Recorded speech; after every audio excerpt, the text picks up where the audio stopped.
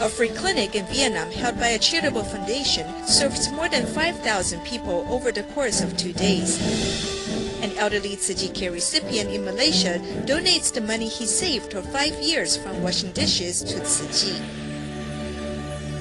Welcome to Dai Headlines. I'm Siri Su. Thank you for joining us. We begin today's program in Vietnam.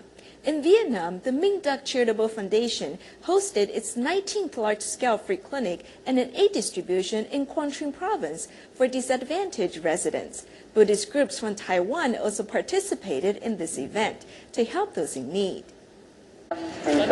Many residents are waiting here to receive their first medical consultation. Minh Duc Charitable Foundation hosts its 19th free clinic, along with an aid distribution of the year in central Vietnam's Quang Trung province.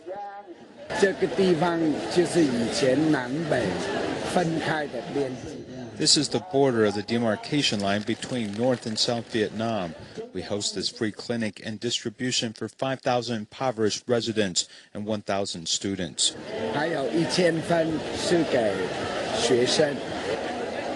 While many residents come here to seek medical assistance, a large number of medical staff and volunteers have mobilized to help out, including a variety of groups from abroad and local Red Cross in Vietnam. We plant the seed of love from Taiwan and Vietnam and make it grow healthy and sprout.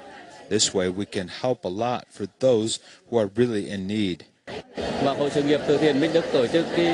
This time, Minh Duc Charitable Foundation came here to host a large-scale free clinic. They also distributed medication and some daily necessities to help the impoverished. I express my gratitude on behalf of the residents to thank the founders of these groups and all of the medical staff and volunteers. 20-year-old Mr. Lei got into a traffic accident 2.5 years ago. Back then, he was unable to receive further medical treatments due to poverty. Now he can only use the wheelchair to move around.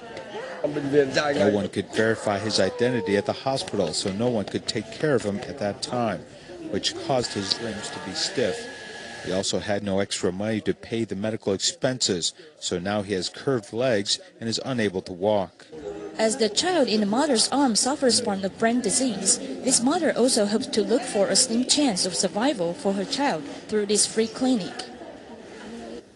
The previously mentioned free clinic was able to serve a total of 5,300 people over the course of 2 days. Let's take a look at how they're able to do so.